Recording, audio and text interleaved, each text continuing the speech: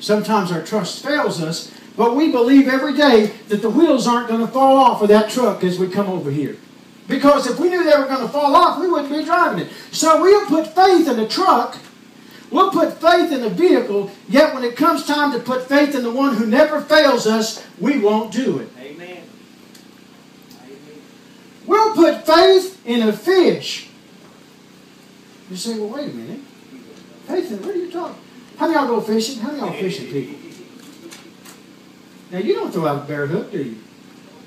Now, if you knew you weren't going to catch no fish at all, and you knew there was no, you were just going to sit there for hours and hours and hours and not catch nothing, you probably wouldn't go. So what that tells me, you put your faith in the fish in that lake and come to church sometimes and not put faith in God.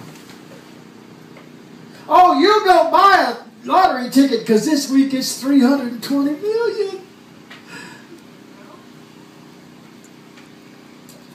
You put, if you didn't think you was going to win it and you knew you wasn't going to win it, you wouldn't buy that ticket. So you put faith in a lottery ticket. Yet when it comes time for, I'm glad the offering's already passed, Pastor, because I didn't want nobody to feel guilty. When that offering plate is passed around, you won't put your faith in God to multiply your giving. Because I need that. That's a hard thing. Money's a hard thing to preach in church. But see, I'm an evangelist. Yep. I can hit and run. Yep. Let him deal with it. I will too. Come on. Come on. Y'all are believing God for a new church, but when the offering plate is passed around and the building fund goes on, you ain't putting nothing in it. Amen. Yet you'll go down to the store and buy a lottery ticket. You know what the lottery is? It's a tax on people who are bad at math. You ain't going to win. Invest it in the kingdom and see what God does. God promises He will multiply your giving. But it's not quite so easy when you got to pull it out of your wallet and give it away. God says that if we so much as have a mustard seed of faith, a mustard seed, and there are times we as Christians and we as evangelists and we as musicians sometimes struggle with that mustard seed, believing God for things that we need. Sometimes we struggle with that. We have a hard time with that. If something major was to go wrong with the bus tomorrow, we wouldn't be able to fix it. We don't have the finances. But God says we're to believe Him for every need. Every need. And He said He would supply it. Every need. He also said, even though you might not have the faith of the mustard seed, He also said He's the author and the finisher. He's the author and the finisher of our faith. For I know the plans I have for you, declares the Lord. Plans to prosper you. Well, now, wait a minute. Now you've gotten into television evangelist category there. Plans to prosper me, yeah. If you send me $1, I'll send you this paper clip. I'll send you this handkerchief with this spit on it.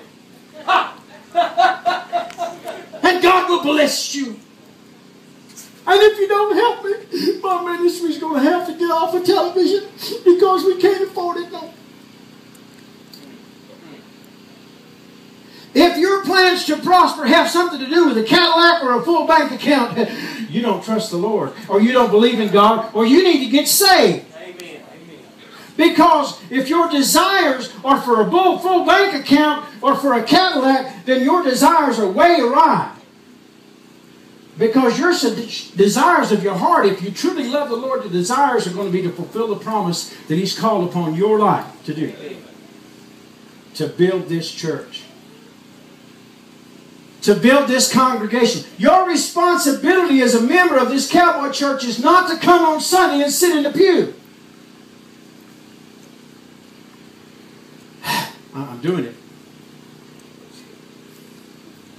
We all have a responsibility to this church, to this cowboy church, if you go here, or the church you go to fulfill an active role in the church.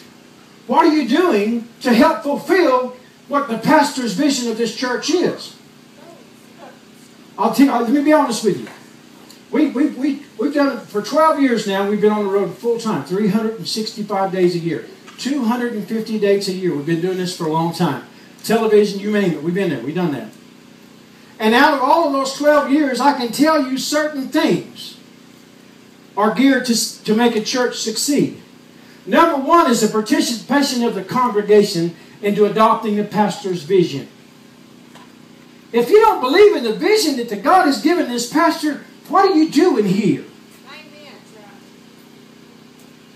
If you don't believe in his plans and what he's got, God has put this man in the headship of this church, and the headship he belongs to is the headship of God. Now, each one of us belong to that, but God has called us to be members of this congregation, and whatever God has called us to do, I don't care if you're a carpenter, I don't care if you're a bricklayer, I don't care if you're an electrician, I don't care if you're a welder, I don't care if you're a housewife.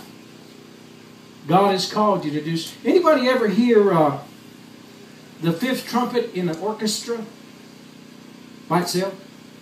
Or a fifth chair violin, maybe? I know y'all are probably not orchestra people, but if you've ever heard a fifth chair violin by himself, you're going to say, oh my God! In order to make that violin sound good, it has to be a part of something bigger. And all of these different parts have to add up to what God has planned to create the symphony we call the church. Let me ask you today, what are you doing to help this church succeed? What are you doing today to help lift this church up, to build this church, to build this community? Now, you may not have the same vision as somebody else. You may not have an idea, well, I need to make biscuits.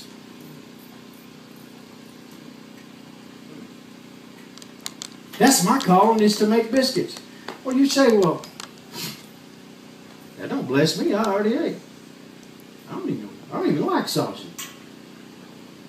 But you know what we do? We kill other people's enthusiasm by saying, well, that ain't nothing I'm interested in. Rather than encouraging and saying, you know what? Man, that's a great thing. Who did the biscuits? You did the biscuits. Thank you. Amen. That was awesome. Who went and got the jelly? We didn't have no jelly yesterday. Who went and got? Thank you.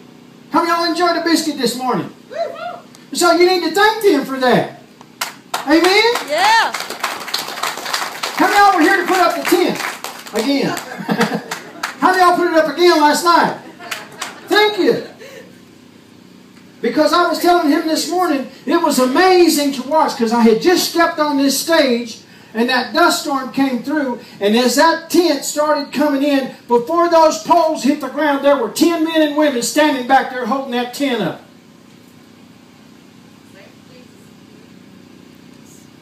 That's the ideal church, folks. Yes. That's the church.